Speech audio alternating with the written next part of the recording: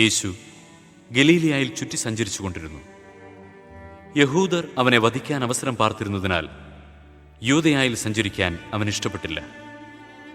യഹൂദരുടെ കൂടാരത്തിരുന്നാൾ സമീപിച്ചിരുന്നു. അവന്റെ സഹോദരന്മാർ അവനോട് പറഞ്ഞു, നീ ചെയ്യുന്ന പ്രവൃത്തികൾ നിന്റെ ശിഷ്യന്മാർ കാണേണ്ടതിന് നീ ഇവിടം വിട്ടു യൂദയായിലേക്ക് പോവുക. പരസ്യമായി അറിയപ്പെടാൻ ആഗ്രഹിക്കുന്നവൻ രഹസ്യമായി പ്രവർത്തിക്കുകയില്ല. നീ ഇതെല്ലാം ചെയ്യുന്നെങ്കിൽ നിന്നെ ലോകത്തിന് വെളിപ്പെടുത്തുക. അവന്റെ സഹോദരന്മാർ പോലും അവനിൽ വിശ്വസിച്ചിരുന്നില്ല. എൻ്റെ സമയം ഇതുവരെയും ആയിട്ടില്ല. നിങ്ങൾക്കാകട്ടെ എപ്പോഴും അനുകൂലമായ സമയമാണല്ലോ. ലോകത്തിന് നിങ്ങളെ വെറുക്കാൻ സാധിക്കുകയില്ല. എന്നാൽ അതിൻ്റെ പ്രവൃത്തികൾ തിന്മയാണെന്ന് ഞാൻ സാക്ഷ്യപ്പെടുത്തുന്നതിനാൽ അത് എന്നെ വെറുക്കുന്നു. നിങ്ങൾ തിരുനാളിന് പോയിക്കൊള്ളുവിൻ. ഞാൻ ഈ തിരുനാളിന് പോകുന്നില്ല. എന്തെന്നാൽ എൻ്റെ സമയം ഇനിയും പൂർത്തിയായിട്ടില്ല.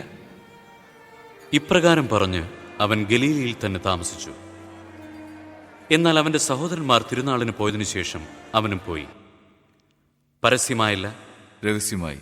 അവൻ എവിടെയെന്ന് ചോദിച്ചുകൊണ്ട് തിരുനാളിൽ യഹൂദർ അവനെ അന്വേഷിച്ചുകൊണ്ടിരുന്നു. ആളുകൾ അവനെപ്പറ്റി രഹസ്യമായി പലതും പറഞ്ഞിരുന്നു. അവനൊരു നല്ല മനുഷ്യനാണ് എന്ന് ചിലർ പറഞ്ഞു. അല്ല, അവൻ ജനങ്ങളെ വഴിപിഴപ്പിക്കുന്നുവെന്ന് മറ്റു ചിലരും. എങ്കിലും യഹൂദരെ ഭയന്ന് ആരും അവനെപ്പറ്റി പരസ്യമായി ഒന്നും സംസാരിച്ചില്ല. തിരുനാൾ പകുതിയായപ്പോൾ യേശു ദേവാലയത്തിൽ ചെന്ന് പഠിപ്പിച്ചു തുടങ്ങി. ഒന്നും പഠിച്ചിട്ടില്ലാതിരിക്കെ ഇവന് ഇത്ര അറിവ് എവിടെ നിന്ന് കിട്ടിയെന്ന് പറഞ്ഞ് യഹൂദർ വിസ്മയിച്ചു. യേശു പറഞ്ഞു, എൻ്റെ പ്രബോധനം എൻ്റെ സ്വന്തമല്ല, എന്നെ അയച്ചവൻ്റെതത്രേ. അവിടുത്തെ ഇഷ്ടം നിറവേറ്റാൻ മനസ്സുള്ളവൻ ഈ പ്രബോധനം ദൈവത്തിൽ നിന്നുള്ളതോ അതോ ഞാൻ സ്വയം നൽകുന്നതോ എന്ന് മനസ്സിലാക്കും. സ്വമേധയാ സംസാരിക്കുന്നവൻ സ്വന്തം മഹത്വം അന്വേഷിക്കുന്നു. എന്നാൽ തന്നെ അയച്ചവൻ്റെ മഹത്വം അന്വേഷിക്കുന്നവൻ സത്യവാനാണ്. അവനിൽ അനീതിയില്ല. മോശെ നിങ്ങൾക്ക് നിയമം നൽകിയില്ലേ? എന്നിട്ടും നിങ്ങളാരും നിയമം പാലിക്കുന്നില്ല. എന്തുകൊണ്ടാണ് നിങ്ങൾ എന്നെ കൊല്ലാൻ ആലോചിക്കുന്നത്? നിനക്ക് പിശാചുണ്ട്. ആരാണ് നിന്നെ കൊല്ലാൻ ആലോചിക്കുന്നത്?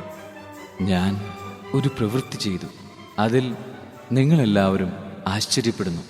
മോശെ നിങ്ങൾക്ക് പരിച്ഛേദന നിയമം നൽകിയിരിക്കുന്നു. വാസ്തവത്തിൽ അത് മോശയിൽ നിന്നല്ല, പിതാക്കന്മാരിൽ നിന്നാണ്. അതനുസരിച്ച് സാബത്തിൽ ഒരുവന് നിങ്ങൾ പരിച്ഛേദനം നടത്തുന്നു. മോശയുടെ നിയമം ലംഘിക്കാതിരിക്കുന്നതിന് ഒരുവൻ സാബത്ത് ദിവസം പരിച്ഛേദനം സ്വീകരിക്കുന്നുവെങ്കിൽ സാബത്ത് ദിവസം ഒരു മനുഷ്യനെ ഞാൻ പൂർണ്ണമായി സുഖമാക്കിയതിന് നിങ്ങൾ എന്നോട് കോപിക്കുന്നുവോ? പുറമേ കാണുന്നതനുസരിച്ച് വിധിക്കാതെ നീതിയായി വിധിക്കുവിൻ. ഇവനെയല്ലേ അവർ കൊല്ലാൻ അന്വേഷിക്കുന്നത്? എന്നാൽ ഇതാ, ഇവൻ പരസ്യമായി സംസാരിക്കുന്നു.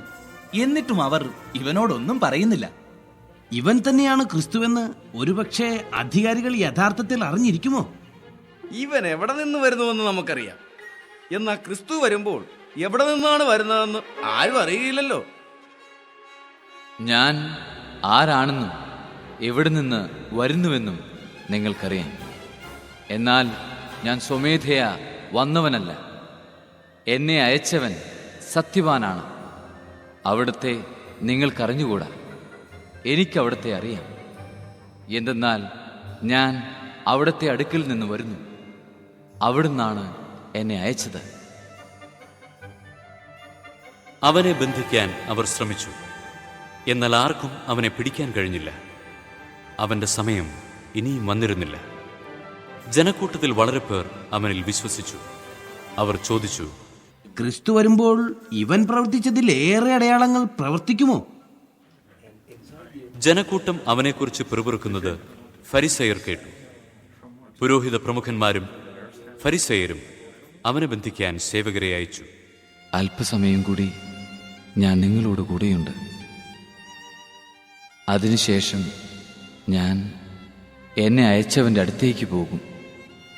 നിങ്ങൾ എന്നെ അന്വേഷിക്കും, കണ്ടെത്തുകയില്ല. ഞാൻ ആയിരിക്കുന്നിടത്ത് വരാൻ നിങ്ങൾക്ക് സാധിക്കുകയില്ല. നമുക്ക് കണ്ടെത്താൻ കഴിയാത്ത വിധം എവിടേക്കാണ് അവൻ പോവുക? ഗ്രീക്കുകാരുടെ ഇടയിൽ ചിതറിപ്പാർക്കുന്നവരുടെ അടുക്കൽ പോയി ഗ്രീക്കുകാരെ പഠിപ്പിക്കാനായിരിക്കുമോ? നിങ്ങൾ എന്നെ അന്വേഷിക്കും, കണ്ടെത്തുകയില്ലെന്നും ഞാൻ ആയിരിക്കുന്നിടത്ത് വരാൻ നിങ്ങൾക്ക് കഴിയുകയില്ലെന്നും അവൻ പറഞ്ഞ ഈ വചനം എന്താണ്? തിരുനാളിന്റെ അവസാനത്തെ മഹാദിനത്തിൽ യേശു എഴുന്നേറ്റ് നിന്ന് ശബ്ദമുയർത്തി പറഞ്ഞു, ആർക്കെങ്കിലും ദാഹിക്കുന്നെങ്കിൽ അവൻ എൻ്റെ അടുക്കൽ വന്ന് കുടിക്കട്ടെ. എന്നിൽ വിശ്വസിക്കുന്നവന്റെ ഹൃദയത്തിൽ നിന്ന് വിശുദ്ധ ലിഖിതം പ്രസ്താവിക്കുന്നത് പോലെ ജീവജലത്തിന്റെ അരുവികൾ ഒഴുകും. അവൻ ഇത് പറഞ്ഞത് തന്നിൽ വിശ്വസിക്കുന്നവർ സ്വീകരിക്കാനിരിക്കുന്ന ആത്മാവിനെ പറ്റിയാണ്. അതുവരെയും ആത്മാവ് നൽകപ്പെട്ടിട്ടില്ലായിരുന്നു. എന്തെന്നാൽ യേശു അതുവരെയും മഹത്വീകരിക്കപ്പെട്ടിരുന്നില്ല. ഈ വാക്കുകൾ കേട്ടപ്പോൾ ചിലർ പറഞ്ഞു, ഇവൻ യഥാർത്ഥത്തിൽ പ്രവാചകനാണ്. ഇവൻ ക്രിസ്തുവാണ്. ക്രിസ്തു ഗലീലയിൽ നിന്നാണോ വരിക? ക്രിസ്തു ദാവീദിന്റെ സന്താന പരമ്പരയിൽ നിന്നാണെന്നും ദാവീദിന്റെ ഗ്രാമമായ ബേത്ലഹേമിൽ നിന്ന് അവൻ വരുമെന്നുമല്ലേ വിശുദ്ധ ലിഖിതം പറയുന്നത്? അങ്ങനെ അവനെക്കുറിച്ച് ജനങ്ങൾക്കിടയിൽ ഭിന്നതയുണ്ടായി. ചിലർ അവനെ ബന്ധിക്കാൻ ആഗ്രഹിച്ചു, എന്നാൽ ആരും അവന്റെ മേൽ കൈവച്ചില്ല. സേവകന്മാർ തിരിച്ചു ചെന്നപ്പോൾ പുരോഹിത പ്രമുഖന്മാരും ഫരിസേയരും അവനോട് ചോദിച്ചു, എന്തുകൊണ്ടാണ് നിങ്ങൾ അവനെ കൊണ്ടുവരാഞ്ഞത്?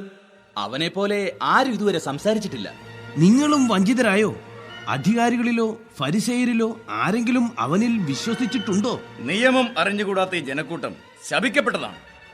മുമ്പൊരിക്കൽ യേശുവിന്റെ അടുക്കൽ പോയവനും അവരിൽ ഒരുവനുമായ നിക്കോദെമോസ് അപ്പോൾ അവരോട് ചോദിച്ചു, ഒരുവന് പറയാനുള്ളത് ആദ്യം കേൾക്കാതെയും അവൻ എന്താണ് ചെയ്യുന്നതെന്ന് അറിയാതെയും അവനെ വിധിക്കാൻ നമ്മുടെ നിയമം അനുവദിക്കുന്നുണ്ടോ? നീയും ഗലീലിയിൽ നിന്നാണോ? പരിശോധിച്ചു നോക്കൂ, ഒരു പ്രവാചകനും ഗലീലിയിൽ നിന്ന് വരുന്നില്ല എന്ന് അപ്പോൾ മനസ്സിലാകും. ഓരോരുത്തരും സ്വന്തം വീടുകളിലേക്ക് പോയി.